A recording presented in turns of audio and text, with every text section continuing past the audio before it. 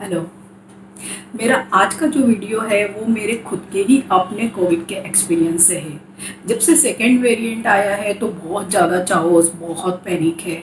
और मैं भी इस सेकेंड वाले वेरिएंट में ही इससे इन्फेक्टेड हो गई है। हालांकि मुझे एक डोज वैक्सीनेशन का 1 मंथ हो गया था, इसीलिए जस्ट बिकॉज ऑफ वैक्सीनेशन कि मुझे जो भी कोविड का जो इन्फेक्शन हुआ और जो भी सिम्टम्स हुए बहुत ही माइल्ड हुए, और विद इन वीक मैंने उससे रिकवरी भी कर ली। तो मेरा वीडियो बनाने का मेन मोटो ही यही है कि आप सबको डूज एंड डोंट्स, या अगर आप इन्फेक्टेड हो जाते हैं आफ्टर वैक्सीनेशन या बिफोर वैक्सीनेशन भी, तो बिल्कुल भी पैनिक होने की ज़रूरत नहीं है। कुछ बहुत छोटी छोटी सी चीज़ों को अगर हम जान लेंगे, जो हम गूगल पे सर्च करते रहते हैं। जब मुझे भी हुआ तो मैं पूरे टाइम गूगल पे सर्च करती ही रहती थी कि इस टेस्ट का क्या मतलब है, क्या खाना है, क्या करना है। अगर बॉडी में ज़रा सा भी कुछ मुझे डिफरेंट लगता था तो झट गूगल हम करते रहते, तो उससे एक्चुअल में ये होता था कि और ज़्यादा ही कन्फ्यूज़न क्रिएट हो जाती थी। तो जब आपको भी अगर इस तरह से कोई परिस्थिति में आप फंस जाते हैं तो बिल्कुल भी पैनिक होने की ज़रूरत नहीं है, जस्ट एक्शन लेने की ज़रूरत है। ये जो सेकेंड वेरिएंट आया है, इसके जो सिम्टम्स हैं वो ऑलमोस्ट ना के बराबर है, या जो पहली वेव थी उससे जस्ट डिफरेंट है। या कई लोगों में तो कोई सिम्टम्स ही नहीं है और अचानक से ही पता लगता है कि लंग्स में बहुत इन्फेक्शन हो गया है। जैसे मुझे भी जब कोविड का ये इन्फेक्शन हुआ तो जो एज यूजुअल जो सिम्टम्स होते हैं कि सोर थ्रोट होना या स्नीजिंग होना या इस तरह के जुकाम के जो लक्षण होते हैं, वैसा कुछ भी नहीं हुआ। मुझे जस्ट एसिडिटी और गैसेस हुआ, लेकिन वो बहुत ही सीवियर हुए। और 4-5 डेज के जो भी होम रेमेडीज़ हम करते हैं, इनो पीते हैं या अदर जो जो भी ऑप्शंस हम लेते हैं गैस और एसिडिटीज़ के लिए, वो मैंने सारे अप्लाई कर लिए। उसके बाद भी मुझे रिलीफ नहीं हुआ। तो कहीं पे क्लिक किया कि नहीं, ये एसिडिटी या गैस नॉर्मल नहीं है, ये कुछ डिफरेंट है। इसलिए मैंने नेक्स्ट डे ही अपना RT-PCR करवाया, और आफ्टर 48 आवर्स जब रिपोर्ट आई तो पॉजिटिव था। तो ऐसा नहीं है कि मुझे सोर थ्रोट हो या फिर मुझे फीवर आता तब उसके बाद मैं एक्शन लेती, क्योंकि मुझे भी सोर थ्रोट हुआ, फीवर हुआ, लेकिन वो तीसरे दिन हुआ। मीन्स 2 दिन इसी तरह के सिम्टम्स रहे, लेकिन क्योंकि मैंने इमीडिएट एक्शन लिया और तुरंत ही रिपोर्ट करवाई तो टाइमली ट्रीटमेंट भी स्टार्ट हो गई। तो इसलिए कोई भी जो भी सिम्टम्स थे वो बहुत ही माइल्ड रहे और बहुत ही जल्दी कंट्रोल में भी आ गए। तो मेरा सबसे पहले आप सभी से यही कहना है कि अगर आप कुछ भी अपनी बॉडी में कुछ भी डिफरेंट पाते हैं, बिल्कुल माइन्यूटली भी, तो कोई एक्सक्यूज़ मत दीजिए या अज्यूम मत करिए। जैसे कि हम अगर हमारा सो थ्रोट हो जाता है, थोड़ा सा भी हमें कुछ स्नीजिंग या इस तरह की कोई चीज़ होती है, तो हम बहुत सारे एक्सक्यूज़ ढूंढ लेते हैं कि हमने आइसक्रीम खाई थी, कल खट्टा खा लिया था, इमली खा ली थी।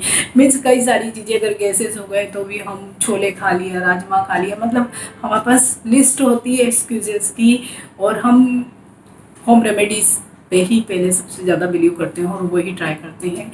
लेकिन अब आप ऐसा बिल्कुल भी मत करिए, नहीं तो वो आगे जाके कुछ प्रॉब्लम्स ही क्रिएट करेगा। अगर आपको ज़रा सा भी एबनॉर्मल कुछ लग रहा है तो आप इमीडिएट अपने डॉक्टर को कंसल्ट करिए। वो आगे आपको जो भी गाइड करेगा टेस्ट के लिए, या जो जो भी चीज़ें, आप उसके अकॉर्डिंग ही उसको फॉलो करिए।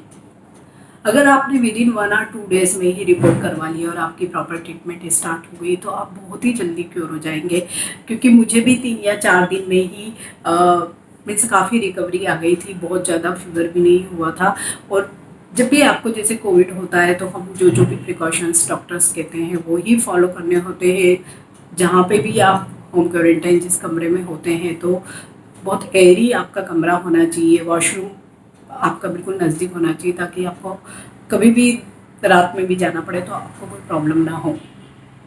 साथ ही आप बिल्कुल कूल और काम रहिए, बिल्कुल भी पैनिक मीन्स घबराने की या बहुत नेगेटिव थॉट्स की बिल्कुल ज़रूरत नहीं है। और इस जब भी आपको इस तरह के अगर इन्फेक्शन में आप पड़ जाते हैं या इस तरह की सिचुएशन आती है, तो आप जितना ज़्यादा सोशल मीडिया से दूर रहेंगे उतना ही अच्छा होगा। No negative news at all.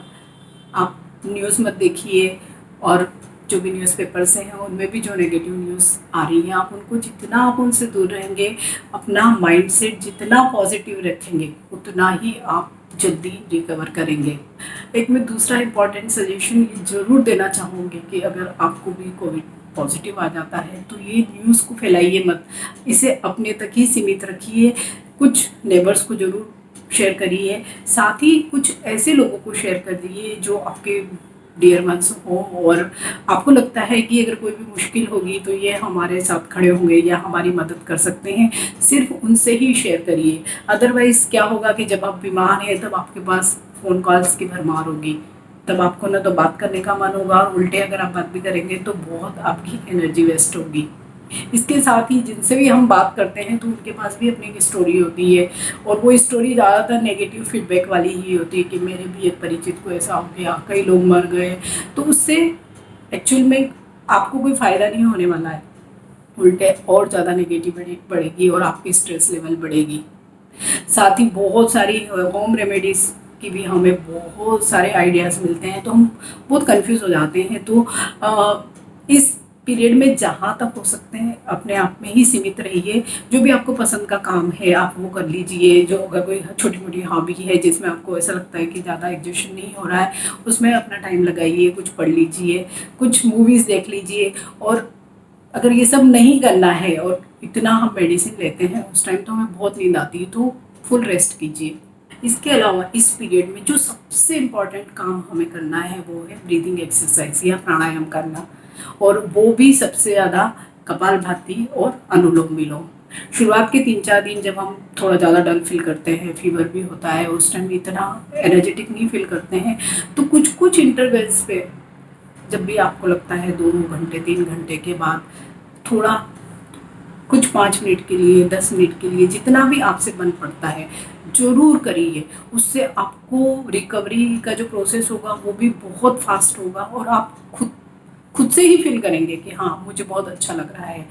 और हाँ, आपको इस पूरे पीरियड में अपने साथ एक ऑक्सीमीटर और एक थर्मामीटर ज़रूर रखना है। थर्मामीटर में भी जो शुरुआत के जो 4 दिन है आप एक टाइम टेबल बना लीजिए कि हर आफ्टर 2 आवर्स में आप अपना टेम्परेचर भी चेक करिए प्लस ऑक्सीजन भी चेक करते रहिए।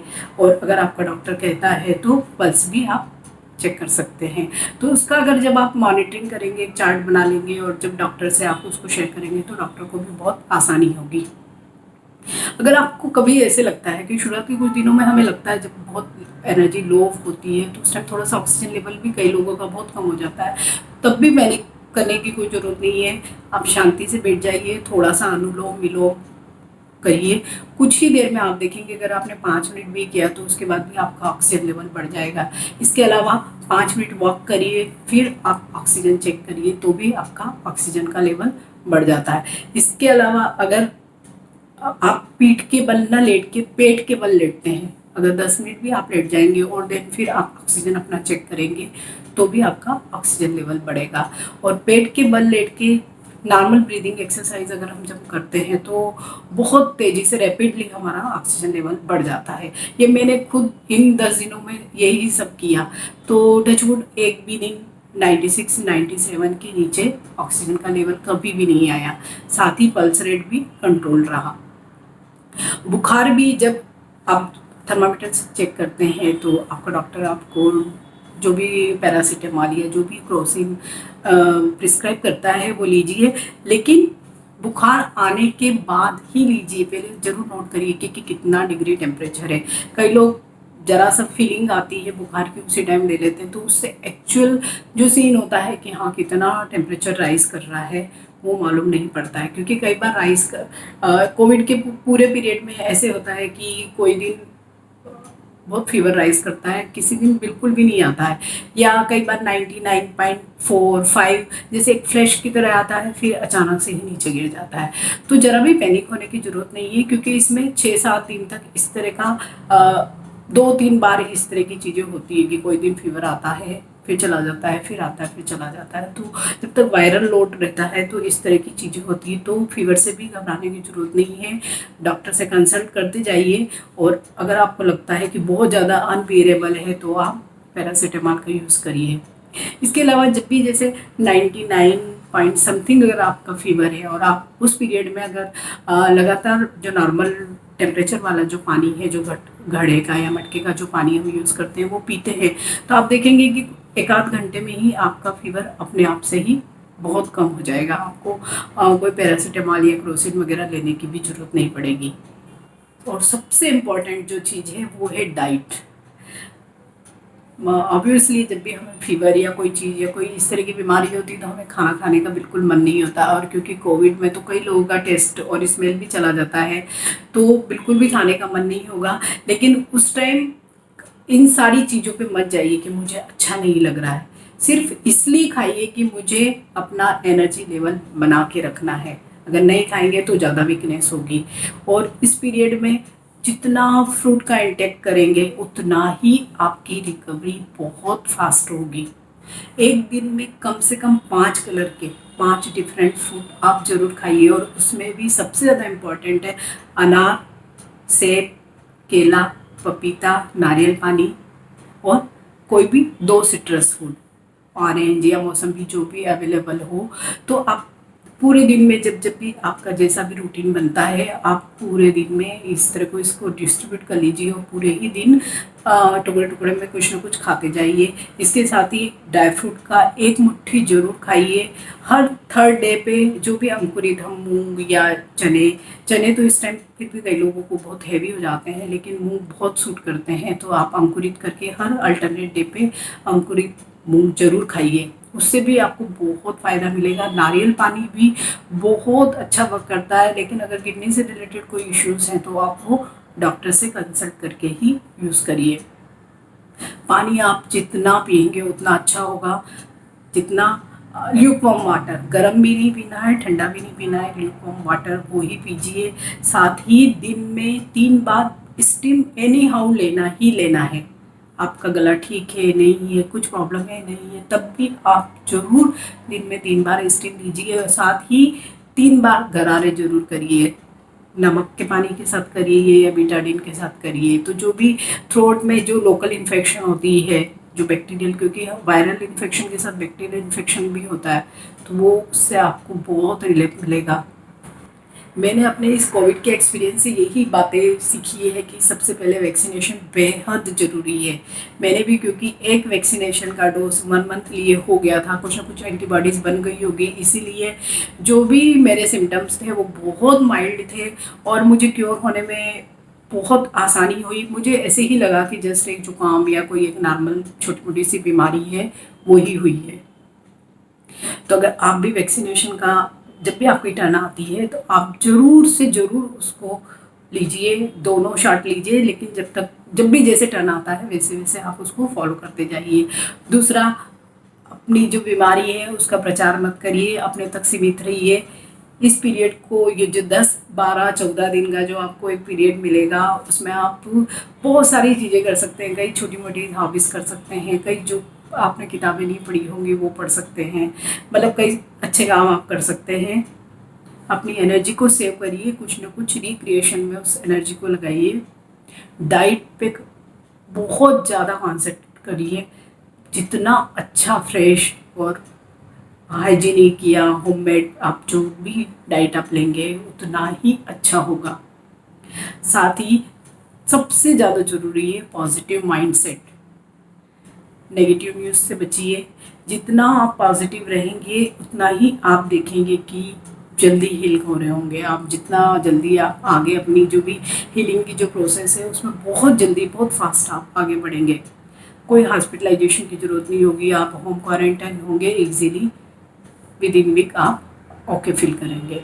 साथ ही प्राणायाम किसी भी हाल में आपको नहीं छोड़ना है। जितने भी दिन आपको, 14 दिन का जो ये पीरियड होगा, आपको हर दिन जितना आपको टाइम मिलता है आप प्राणायाम करिए, क्योंकि आपके पास और कोई काम नहीं है इस टाइम, तो आप अपने ऊपर बहुत अच्छे से ध्यान दे सकते हैं।